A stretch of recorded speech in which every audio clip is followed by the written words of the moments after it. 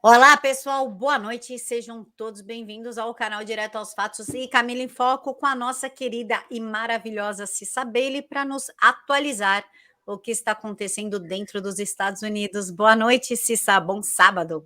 Boa noite, Cá. Bom sábado. Bom estar aqui com vocês. Beijos. Cissa, eu vou começar com um tweet seu sobre a família Maxwell. Quem é a família Maxwell e por que tanta influência? Eu não sei quem é a família Maxwell e por que ela tem tanta influência. Você pode explicar para gente? Posso. Bom, seguinte, começa com o Jeffrey Epstein, né, aquele que foi suicidado na cadeia aqui em Nova York, né, foi aquela história meio estranha. Ele tinha aquela ilha sensacional aonde desembarcava cruzeiro da Disney, essas coisas todas. A gente sabe o que acontecia na ilha e as pessoas que frequentavam, né, porque titio Clinton ia sempre para lá sem a proteção do serviço secreto, o avião que ele usava para viajar para lá, que era do Jeffrey Epstein, era chamado de Lolita Express, e por alguns motivos que a gente não pode falar aqui direito nessa plataforma, mas o negócio é que, eh, o Jeffrey Epstein não virou o Jeffrey Epstein do nada, ele virou quem ele era, porque ele tinha a cúmplice dele, que é a Ghislaine Maxwell, e a Ghislaine Maxwell está sendo agora julgada, semana que vem começa o julgamento dela, já começou essa semana a seleção do júri, semana que vem, na segunda-feira, começa o julgamento. E é muito importante porque, assim, quem são essas pessoas? Por que eles conseguiram como é que eles conseguiram tanto dinheiro? Como é que eles conseguiram tanta influência?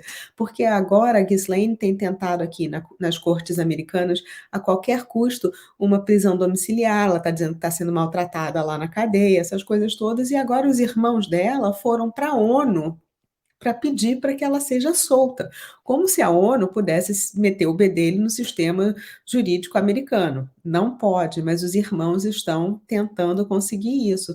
Por quê? Porque é uma família que tem muita influência, porque o pai deles era assim um mega magnata, eh, ele era de origem polonesa e inglesa e tinha um jornal enorme na Inglaterra e exercia uma influência muito grande. E existe uma teoria, e todo mundo sabe que ele era agente do Mossad. Mossad é o serviço secreto israelense. Só que tem muita gente que acha que essa família, a influência deles é muito além só do Mossad, que ele era um agente triplo até, porque a família dele era de judeus russos e, então eles achavam que ele também era um agente da KGB e também um agente do MI6, que é o serviço secreto britânico, e o KGB é o serviço secreto, russo.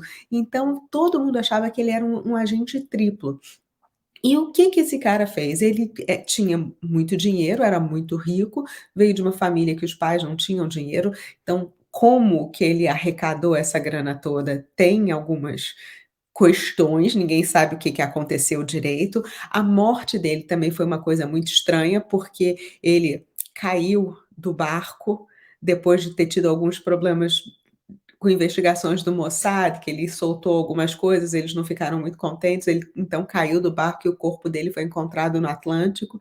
Então tem umas coisas muito estranhas, mas esse cara, por exemplo, nós tivemos aquele candidato republicano que é um rhino que vive batendo de frente com o Trump, que é o Mitt Romney, que é daqui dos Estados Unidos. O Mitt Romney é conhecido por ser mórmon até. E o Mitt Romney não tinha muito dinheiro, mas ele quis criar um fundo de investimentos e quem foi o maior investidor do fundo dele? O pai da Ghislaine Maxwell. Uma das irmãs da Ghislaine Maxwell, ela trabalhou para várias empresas de tecnologia, se eu não me engano, foi a Cisco, a HP e algumas outras, eu não me lembro direito, mas várias empresas de tecnologia. Chegou a ser CEO de uma delas, assim, o nome agora está me fugindo, mas ela tem uma influência muito grande. Os outros irmãos também, tem um na Inglaterra, acho que tem outro que está na França, porque ela tem 3 passaportes, ela tem passaporte americano, francês e inglês. Talvez tenha até o israelense também, que eu não tenho certeza, mas eu acredito que ela tenha também, porque ela vem de uma família de judeus ortodoxos. Então, assim, 4 passaportes, o juiz daqui não vai deixar ela simplesmente ficar em prisão domiciliar, porque a gente sabe o que está acontecendo. Então as pessoas aqui como foram catapultadas para ter dinheiro, para ter influência e tudo, por causa da família Maxwell, eles estão morrendo de medo do que vai acontecer na semana que vem, de quem vai ser nomeado na lista deles, de que frequentou a ilha, frequentou a casa em Nova York, frequentou o rancho lá no Arizona. Então, eles têm uma história muito entranhada com vários políticos, vários CEOs, várias pessoas poderosas. Então, tá todo mundo aqui um pouco preocupado por causa disso, e por isso que é interessante saber quem é a família Maxwell, porque semana que vem, com o início desse julgamento, a gente vai ver muitos nomes importantes vindo à tona.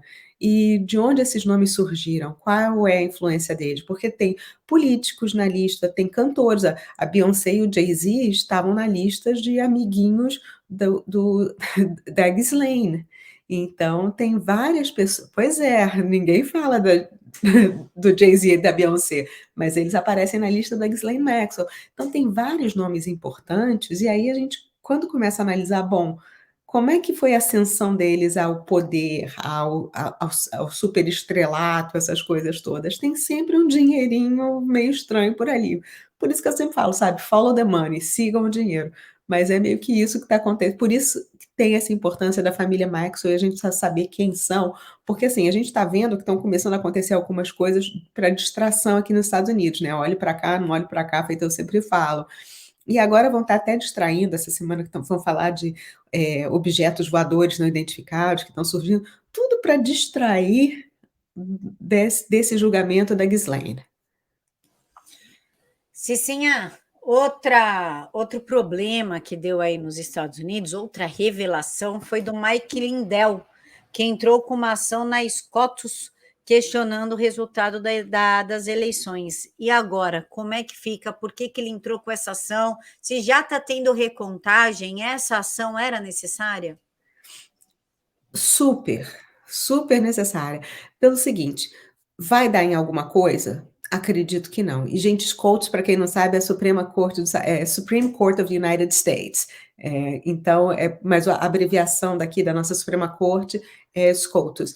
Então, ele entrou com uma ação junto com alguns advogados gerais de alguns estados, questionando a validade das eleições. Eles estão mostrando provas de que as máquinas da Dominion tinham um algoritmo lá dentro que dava um peso para um voto, outro peso para outro, que as máquinas que não podiam estar ligadas à internet estavam ligadas à internet. Ele teve a ajuda de muita gente importante, inclusive do Jovan Hovan Pulitzer, que pesquisou, foi aquele cara que naquela apresentação para o Senado da Geórgia, ele falou: olha, você que foi filmada, né? Esse vídeo virou meio que viral. Estavam perguntando para ele: falando para ele, não, porque as máquinas não estão conectadas com a internet. Ele, não, estão sim, porque olha, o meu pessoal está dentro das máquinas agora, a gente está conseguindo ver tudo o que está acontecendo lá.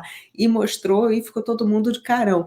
Então, ele teve a ajuda de várias pessoas que estão realmente interessadas em descobrir a verdade e desses advogados gerais. Assim, as ações com os advogados gerais dos outros estados continuam andando, as auditorias continuam andando. O Texas, até essa semana, anunciou que vai fazer uma auditoria forense enorme no estado inteiro, diferente do Arizona, que foi só num condado. Mas isso precisa ser decidido, porque não é um assunto muito constitucional analisar essas fraudes. Então, a Suprema Corte muito provavelmente vai falar: olha, nós não vamos nos meter nisso, porque eleição tem que ser feita pelos estados. Quem tem o controle disso são os estados e não o governo federal, e também não é um assunto constitucional. Mas o que é importante nisso é que, quando eles fazem a decisão deles, eles precisam escrever o porquê que eles estão aceitando o processo, ou porquê que eles não estão aceitando o processo, porquê que eles estão rejeitando aquele pedido, ou porquê que eles estão aceitando. Então, na decisão, muito provavelmente vai acontecer o que aconteceu um tempo atrás, quando teve uma ação contra as big techs, o Facebook e tudo, que um dos juízes, o Clarence Thomas falou: "Olha, essas empresas têm que ser vistas como empresas de telefonia, empresas de energia elétrica", e aí ele abriu um caminho para que outra ação fosse tomada. Vai ser o que vai acontecer agora. Muito provavelmente nessas decisões, vai abrir um caminho para as cortes estaduais começarem a decidir o que vão fazer em relação à fraude. E até para os estados também poderem falar: "Bom, a Suprema Corte falou que cabe a gente decidir, então a gente vai fazer a auditoria, a gente vai, fazer o recall, chamar de volta os electors, né, que é o pessoal do colégio eleitoral, a gente vai tirar aqueles votos". Então, realmente vai ficar decidido ali que cabe aos estados a decidir sobre a eleição. Então vai trazer de volta o poder para o Estado, o que é super importante nessa guerra que vai continuar.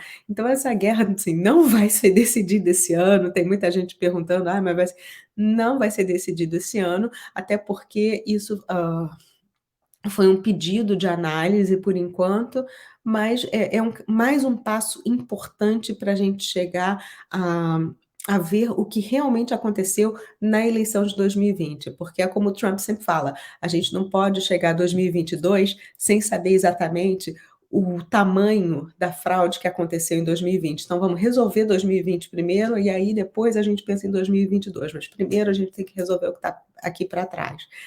Então é isso.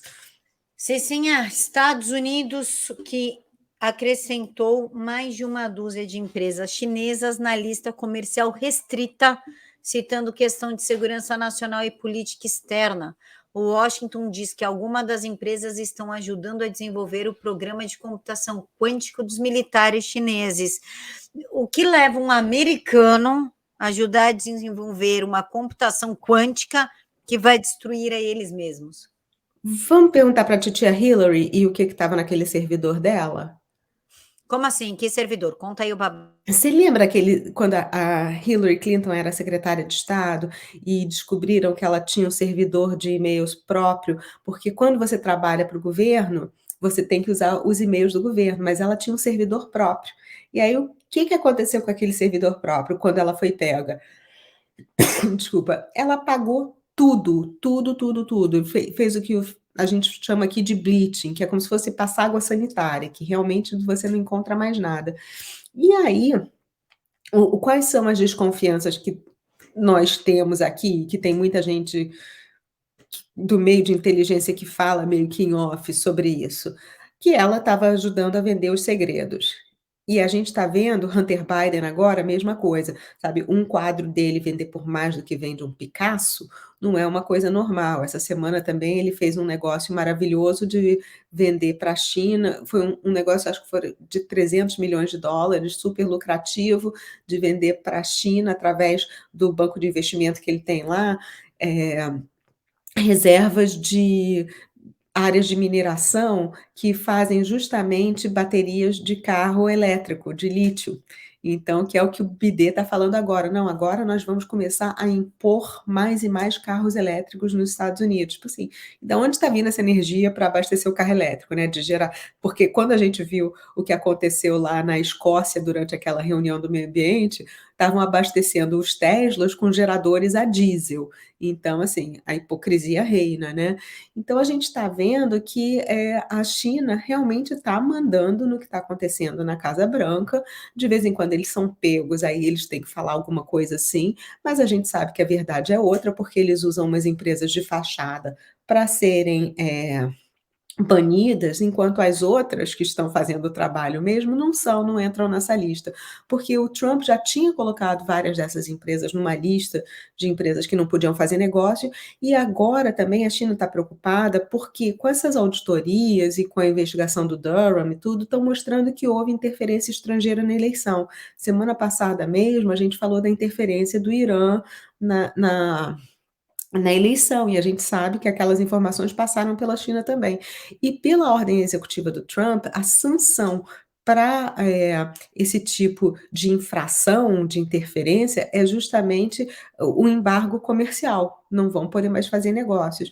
Então isso está sendo meio que uma técnica de distraçãozinha da Casa Branca, vamos fingir que a gente está fazendo alguma coisa, que a gente está impondo sanção para a China, mas a gente sabe que a história é outra, porque o Xi Jinping faz piada do Biden o tempo inteiro. Então, assim, o que ele fala e o que ele faz são 2 coisas diferentes, e os negócios que ele tem feito também são a favor da China. Então, eu não vejo nada demais nisso que está acontecendo, para mim é só uma técnicazinha de distração. Inclusive, Cicinha, já que você falou do Hunter Biden e da China, uma empresa de investimentos que conta com Hunter Biden entre os fundadores ajudou uma empresa chinesa a comprar de uma empresa americana uma das minas de cobalto mais lucrativas do mundo, de acordo com o relatório do esquerdista do The New York Times. E por que esquerdista? É bom frisar, porque, tipo, tá questionando as ações do Biden, né? O negócio está tão ruim que até a esquerda já está se incomodando. Como é que ficou esse caso? Pois é esse que eu acabei de falar, justamente, da foi cobalto, foi lítio e foi mais alguma coisa, foram US$ 300 milhões, porque o Hunter tem ainda 10% dessa firma de investimento, desse banco de investimento, é um hedge fund, lá na China, que era para ele ter se desfeito desse investimento desde a eleição do pai. Entre a eleição do pai e a posse do pai, era para ele ter se desfeito desse negócio. Por quê? Porque a gente já sabe do que aconteceu na Ucrânia, que ele ficou no comitê executivo de algumas empresas, ganhando dinheiro por causa do tráfico de influências. Tem alguns chineses que estão falando, sim, que eles conseguem várias vantagens, porque eles pagam o Hunter, então isso está sendo escancarado hoje em dia, como ele usa essa influência dele para conseguir acordos que beneficiam a família. E muita gente fala do Hunter, mas pouca gente fala do Jim Biden. Jim Biden é o irmão do Joe, que também está metido em todas essas negociatas, muito mais até do que o Hunter, e os dois são sócios, o Hunter, o Jim, e também o Joe, e eles estão lucrando muito, muito, muito, muito, mas a gente está vendo que está chegando a um ponto, inclusive até as vendas dos quadros do Hunter também estão chegando a um ponto que a esquerda também está começando a falar: espera aí, menos, bem menos, porque a popularidade do Joe está com a maior baixa de qualquer presidente, principalmente no primeiro ano, a da Kavala consegue ser ainda mais baixa que a dele, então a esquerda agora já não consegue mais esconder o problema deles. Sim, é o Jim Biden. Isso que eu ia te perguntar, é o Jim esse aqui? É, o próprio. Ah, tá. Nossa, é a cara do Joey. E bem parecido com o Hunter também. Assustador. É. Assustadoramente incômodo. Cicinha, ah, E o a Joey. ilha do lado da ilha do Epstein, que é da família Biden, tá em nome do Jim, Ah, ok. só para constar. Aquele que você faz. Ou. É, Coincidência estranha. não é? Apenas coincidências. Se ainda falando do Joe Biden, óbvio, e as pataquadas dele com a China, ele convidou Taiwan para uma cúpula virtual sobre a democracia ao lado de mais 100 países e gerou indignação da China, que não está na lista. A China disse que se opõe firmemente à inclusão de Taiwan, pois considera uma parte inalienável do território chinês, e ainda o almirante dos Estados Unidos alertou sobre uma ameaça da China. O chefe do Comando Indo-Pacífico dos Estados Unidos diz que os Estados Unidos e seus aliados precisam operar com maior senso de urgência em meio ao aumento das tensões e as ações militares cada vez mais assertivas da China. O Joe Biden está brincando? Ele acha que ele pode fazer isso com a China ou ele realmente tem noção da merda que ele vai causar e está colocando a vida dos americanos, inclusive, em risco? Gente, ele não tem noção de absolutamente nada. Eu não acredito que isso vá escalar para uma guerra, porque assim, a guerra com a China já começou, né, só que em vez de ser militar, eles soltaram um certo flango-flito por aí e tá ferrando com a vida de todo mundo. porque mudou. Eles não vão usar uma bomba nuclear contra os Estados Unidos, porque eles vão acabar com o nosso território e eles sabem que isso seria complicado. Apesar deles terem feito aquele teste com esse míssil supersônico que não sobe, depois desce, que ele é muito mais rápido, chegaria aqui em Nova York rapidinho.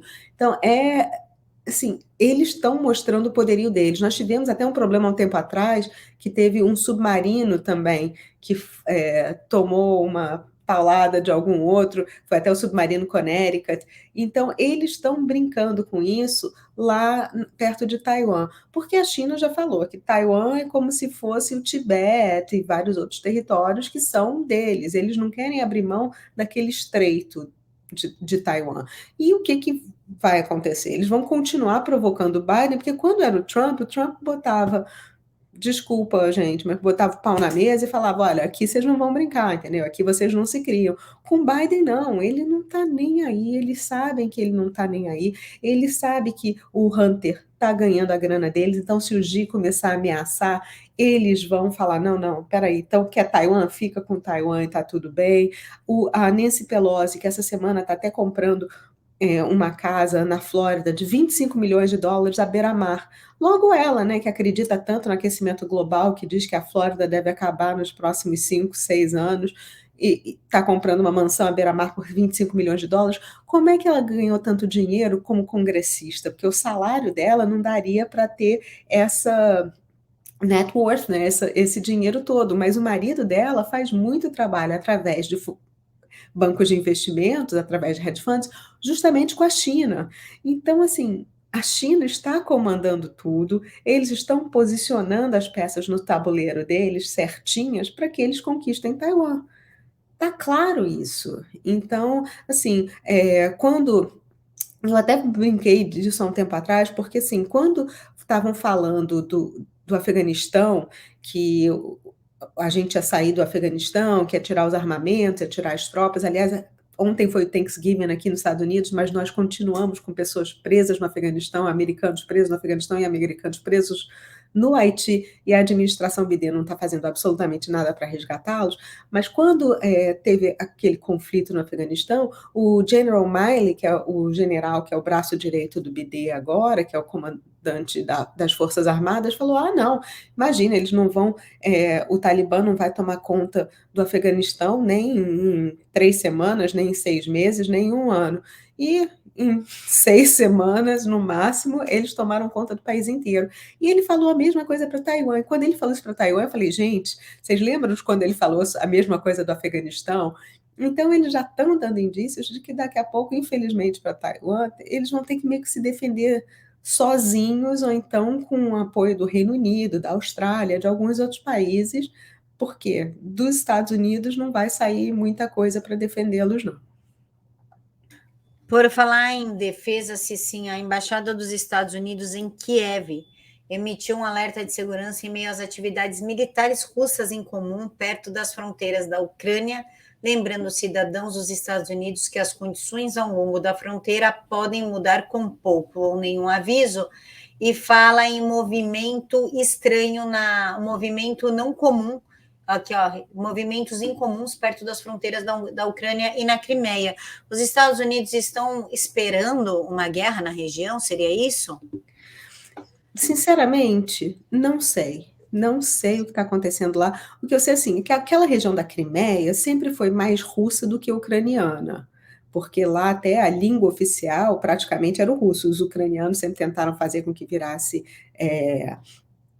o ucraniano, mas nunca teve muito pé. Então, a região sempre foi mais de russos mesmo. Então, eu sinceramente não sei. É uma coisa que aqui nos Estados Unidos eu não vi quase notícia sobre isso, foi muito en passant, ninguém está muito preocupado com a Crimeia, porque as pessoas aqui estão mais preocupadas com o Afeganistão, com a China, com a auditoria, com a eleição. Isso realmente foi en passant e eu sinceramente não posso opinar. Eu também a Glória Pires, não posso opinar. Prefiro não opinar sobre isso. Você sabe, antes da gente falar dos motoristas de caminhão, que disseram não à picadinha obrigatória, como é que está a compra de árvore de Natal e itens de Natal aí? Porque está circulando uma notícia de que vocês estão com dificuldade de conseguir isso? Como é que tá? Depende do estado, porque, assim, lá na Califórnia, os navios não estão atracando, estão tendo problemas de distribuição, porque os caminhões têm que ser mais verdes, essas coisas todas. Eu tenho vários amigos na Flórida, estava falando com eles essa semana, tem até uma amiga que ontem no Thanksgiving estava no jantar com a gente. Lá o abastecimento está super normal, até porque tem vários navios que estão sendo desviados de lá da Califórnia, estão indo para o Texas e para a Flórida.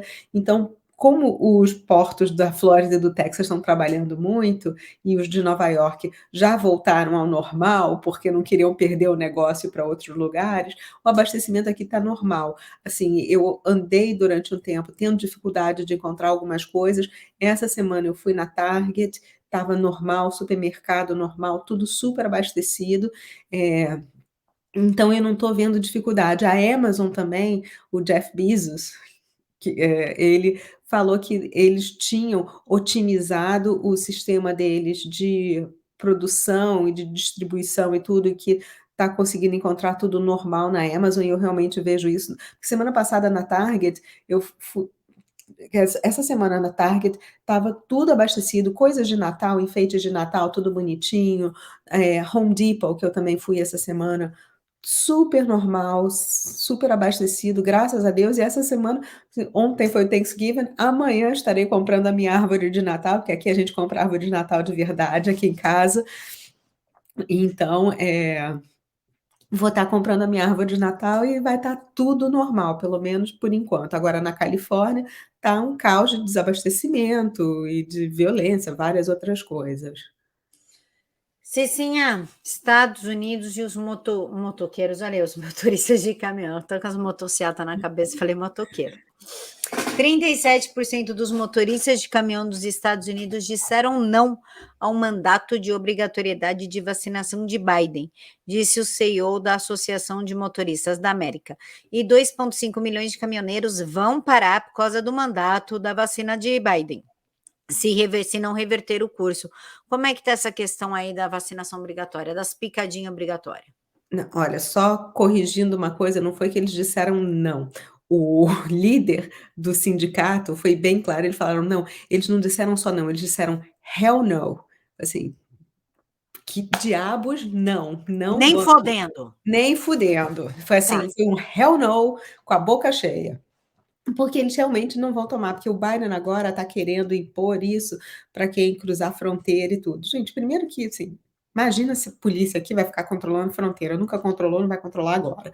E isso também iria impor algumas restrições, porque tem muito trânsito de caminhões trazendo mercadorias tanto da fronteira sul com o México, quanto da fronteira norte com o Canadá.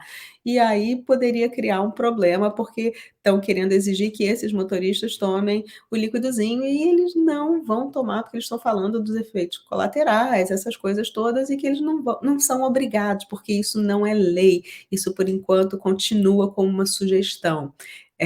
Mandato aqui não tem força de lei, it's a mandate. It's not a law. Então as pessoas estão se revoltando. A OSHA, que é uma parte do Departamento de Trabalho, que tinha sido forçada pela administração a impor essas regras a partir do começo de janeiro, já falou que não vai mais, porque andaram tendo derrotas em algumas cortes. Vários estados estão abolindo essa obrigatoriedade dos empregadores fazerem isso, inclusive estão até falando que se os empregadores quiserem, assim, forçar, que eles é que vão ser processados, porque eles não podem forçar os empregados a tomarem nada que vá contra a convicção deles, a decisão deles.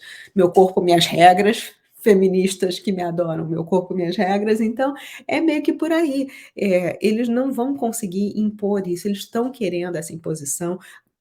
Vai acontecer com os caminhoneiros o mesmo que aconteceu com o pessoal da aviação. Você lembra que quiseram impor aos pilotos, ao pessoal que trabalha a bordo, agora eu esqueci o nome, é o flight attendants, mas Comissários de bordo. obrigado, comissários de bordo. Então eles estão querendo impor e eles falaram: "Não, não vamos". Então teve algum problema, né, porque, teve um final de semana que 1.500 voos da American Airlines atrasaram, tiveram problemas de tempo com a Southwest, que é uma outra empresa de aviação aqui, mas foi engraçado porque os outros aviões da Delta, da United, JetBlue, que estavam voando para o mesmo lugar, não tiveram problema com o tempo. Mas a Southwest teve problema, então ficaram os aviões no solo porque os funcionários não apareceram. Então, o que está acontecendo o que aconteceu com eles vai acontecer agora com os caminhoneiros. Os caras vão parar e eles vão ser obrigados a aceitar o fato de que eles não vão tomar isso. Esse final de semana até em Nova York, final de semana passado, fechou a emergência de um dos hospitais, porque não tinham enfermeiros o suficiente para trabalhar naquele turno, porque eles se recusaram a tomar esse negócio. Então, com as pessoas se recusando a se submeter a essas obrigatoriedades, eles estão sentindo no bolso e aí começam a voltar atrás, porque esse hospital de Nova York, logo depois que teve que fechar esse turno, ligou para todo mundo e falou: "Olha, tá tudo bem, se vocês não quiserem, vocês não precisam, podem voltar a trabalhar e a gente aceita". Então cabe muito às pessoas se imporem também, e você tem que ter coragem, porque você está correndo o risco de ser demitido, mas muita gente está se impondo e com os caminhoneiros vai acontecer a mesma. Gente, a gente já está tendo problema de, não ter caminhoneiro suficiente aqui, porque aqui para você ser caminhoneiro é um custo muito grande de você pagar para comprar para fazer o curso, depois ter a licença e tudo. E durante alguns anos eles estavam falando: "Olha, nós não vamos mais ter caminhões, necessidade de caminhoneiros, porque os caminhões todos vão ser automáticos e vão ser autodirigidos, né, vão ser controlados por satélite, tudo, então a gente não vai precisar". Então as pessoas estavam: "Bom, eu vou pagar essa fortuna para ter isso, eu ainda vou ter que comprar o meu caminhão", porque aquela parte da frente do caminhão, muitas vezes, é do caminhoneiro. Então eles pesaram o custo-benefício, então começou a muita gente não enveredar por essa carreira. E agora a gente está vendo que isso está errado. E em alguns estados, como a Califórnia, você tinha acabado de comprar um caminhão, eles falaram: "Não, não, não, agora o seu caminhão não é bom o suficiente, você tem que trocar esse por um novo que seja mais verde, mais elétrico, isso e aquilo". E aí ficou meio que inviável. Então, a gente está tendo um problema sério já com a categoria, mas a gente está vendo que tem uma esse governo democrata quer criar uma crise de desabastecimento. O Pete Buttigieg, que era o responsável pelos portos quando estavam tendo aquela confusão toda do desabastecimento, tinha saído para licença paternidade, porque ele e o marido tinham adotado 2 filhos, ou tinham feito através de uma barriga de aluguel 2 filhos, e ele agora está sendo cotado até para substituir a Kavala, e ele não fez nada quando estava tendo aquele problema todo. Então a gente está vendo que eles querem criar uma crise de desabastecimento, porque querem um aumento da inflação, eles querem o caos aqui no país, e vão fazer o possível para isso. E coitados, os caminhoneiros vão sofrer um pouco em relação a esse período. Sim, agora um fato bem grave que aconteceu aí semana passada, que foi muito pouco comentado nas mídias brasileiras, foi um cara que jogou um caminhão, uma caminhonete, em cima de pessoas, matando elas, inclusive um menino de 8 anos. Pelo menos 5 pessoas morreram e mais de 40 ficaram feridas no domingo, depois que uma pessoa jogou seu carro, uma caminhonete, em cima das pessoas durante o desfile de Natal em Wisconsin. O autor do atentado já está sob custódia, que na qual você trouxe esse vídeo dele, o vídeo está em inglês, não vou passar, você diz para a gente que ele está falando, que na qual o moço diz o seguinte: isso significa que ele transportou um menor além das fronteiras de estado, e essa mesma pessoa, né, seu Benny, diz o seguinte, também é um tweet que você deu RT: observe como raça, passado criminal, postagens na mídia social de apoio aos democratas e BLM, reforma da fiança. George Soros, nome do assassino, são deixados de fora da manchete quando não se encaixam na narrativa. Como é que está essa questão? Porque pouco se falou aqui. Foi assim, deram a notícia e acabou. Não teve nome, não teve quem é, de onde é, porque fez, quem é. Pois é, esse caso até aqui a mídia está abafando bastante também. Por quê? Porque é um homem negro que matou vários brancos no mesmo estado aonde o Kyle Rittenhouse, morava, né, e onde teve o julgamento dele. Então, o cara era ligado ao BLM, esse primeiro retweet do Benny, que é o Benny Johnson, que é um jornalista daqui que é sensacional, ele tá falando que ele porque o cara tem uma ficha corrida criminal imensa, enorme, enorme, enorme. E durante um desses vídeos ele admitiu que ele pegou a mãe da filha dele, que na época tinha 16 anos, e que menor, não podia estar na época ela estava grávida, e ele já bem mais velho que ela, assim, pelo menos 10 anos mais velho que ela, colocou ela no carro, levou para um outro estado e voltou. E aqui nos Estados Unidos isso é crime. Então, porque além da menina ter 16 anos e ele ser muito mais velho, o outro crime é você cruzar com o menor a linha a fronteira entre um estado e outro. Agrava qualquer crime. E então esse foi um. Esse outro cara também tinha pego o carro dele acho que foram 2 semanas antes, alguma coisa assim, foi nesse último mês, e passou por cima de uma mulher branca num posto de gasolina. E ele falando que tinham que fazer isso mesmo. Aí o que que aconteceu? Ele foi preso porque ele atropelou a mulher, e aí saiu sob fiança da cadeia. Esse advogado-geral, esse district attorney que liberou ele por causa da fiança, ele é patrocinado pelo George Soros. E aqui nos Estados Unidos a gente tem esse problema, por quê? Porque esse cargo é um cargo que você é eleito para ele. Então, quem patrocina a campanha dessas pessoas é o George Soros. E o George Soros patrocinou a eleição de muitos advogados, muitos que são os district attorneys, né, são os advogados do distrito. E eles, então tem até uma planilha de alguns anos atrás, acho que era 2015, que mostrava um número absurdo, eram mais de 300 que o George Soros tinha ajudado a eleger. Então você imagina agora o quanto esse número não deve ter aumentado. E ele tem, e esse cara fala abertamente que você não pode manter ninguém, mesmo que tenha cometido um crime violento, atrás das grades, porque eles não podem pagar fiança, então que as fianças têm que ser muito baixas. E foi por isso que ele soltou esse cara. A fiança que ele colocou em cima dele por ter atropelado a mulher, e olha que o cara já tem uma ficha corrida enorme, foi de $1.500. O cara pagou a fiança, foi para lá, pegou o caminhão, pegou o carro e passou por cima de muita gente. E o cara era associado ao BLM, falava que tinha que matar gente branca mesmo.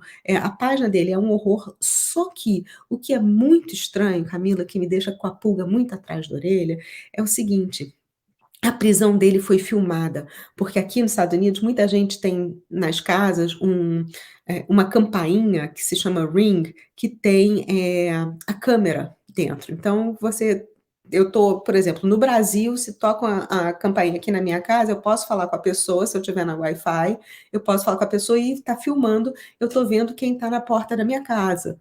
E o cara, eu esqueci o nome dele, acho que é Darryl Brooks, alguma coisa assim, ele foi para casa de uma pessoa, tocou a campainha, o cara, assim, não deixou ele entrar, mas ele estava, sabe, meio estranho, o cara deu um sanduíche para ele, o cara e de repente a polícia chega e ele não reage à prisão.